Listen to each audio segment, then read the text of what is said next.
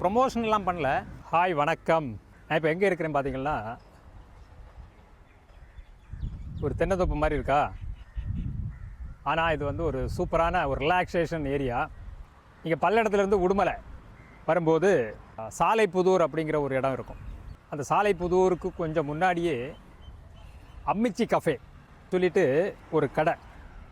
நான் போன வருஷம் இந்த பலாப்பழம் சீசன் இருக்குல்ல, அந்த சீசன் டைமில் இந்த ஏரியாவில் வந்தேன். வரும்போது டீ சாப்பிட்லான்னு நிப்பாட்டும்போது இவங்கக்கிட்ட பலாப்பழத்தில் செஞ்ச அல்வா இருந்துச்சு. அதை ட்ரை பண்ணி பார்த்தேன், செமையாக இருந்துச்சு. அப்புறம் உடுமலை முடிச்சுட்டு வேலையை முடிச்சுட்டு வரும்போது மறுபடியும் ஒரு 1 kg வாங்கிட்டு வீட்டுக்கு போனேன்.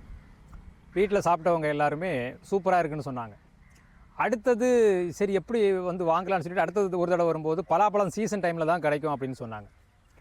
அப்போ இன்னும் 1 வருஷம் வெயிட் பண்ணணுமா அப்படின்னு நினச்சிட்டு நான் விட்டுட்டேன்.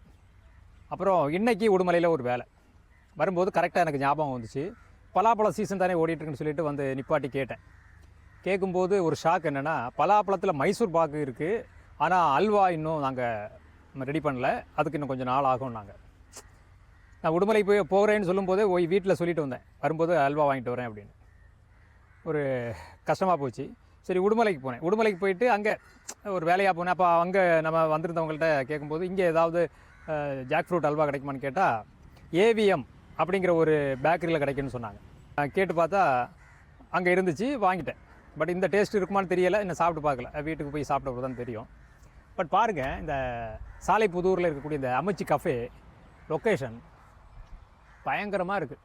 ஒரு ரிலாக்ஸ்டாக ஒரு ஃபேமிலியோடு வரீங்க, ஃப்ரெண்ட்ஸோடு வரீங்க அப்படின்னு சொன்னால் இந்த ஏரியாவில் உட்காந்து சாப்பிட்றதுக்கு செமையாக இருக்கும்.